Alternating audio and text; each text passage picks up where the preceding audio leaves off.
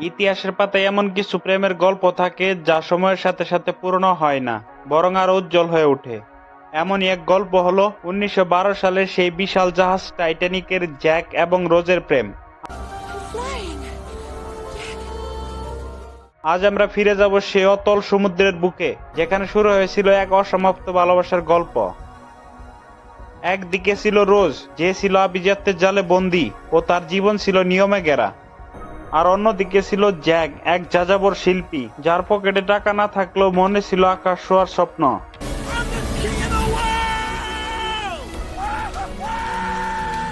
জীবনের এক চরম হতাশ মুহূর্তে জাহাজের পেছনে দাঁড়িয়ে যখন রোজ সব শেষ করে দিতে চেয়েছিল, ঠিক তখন ওই জ্যাক তাকে হাত বাড়িয়ে বলেছিল, ইউ জাম্প।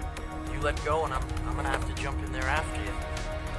সেই এক মুহূর্তে বদলে গিয়েছিল দুজনের পৃথিবী। ধীরে ধীরে তাদের পরিচয় ভালোবাসায় রূপ নেয়। আভিজাত্যের দেওয়াল ভেঙে রোজ খুঁজে পায় সত্যিকারের মুক্তি। জাহাজের রেলিংয়ে দাঁড়িয়ে দুহাত ছড়িয়ে সেই ওড়ার দৃশ্যটি আজও আমাদের মনে শিহরণ জাগায়। জ্যাক রোজকে শিখিয়েছিল জীবনকে উপভোগ করতে এবং এর প্রতিটা মুহূর্তকে গুরুত্ব দিতে, কিন্তু নিয়তি ছিল বড়ই নিষ্ঠুর।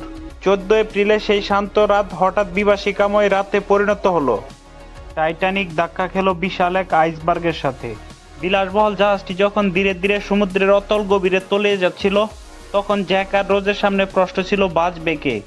রোজ চাইলেই লাইফবোট উঠে যেতে পারত, কিন্তু জ্যাককে ছাড়া সে যেতে রাজি হয়নি। এক পর্যায়ে জাহাজটি দুই টুকরো হয়ে আটলান্টিকের ঠান্ডা পানিতে ডুবে যায়। জ্যাক এবং রোজ পানিতে ভাসমান একটি কাঠের দরজার টুকরো খুঁজে পায়।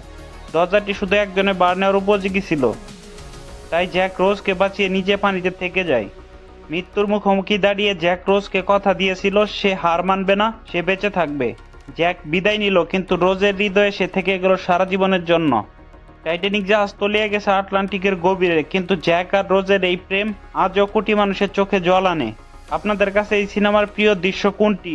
কমেন্টে অবশ্যই জানাবেন।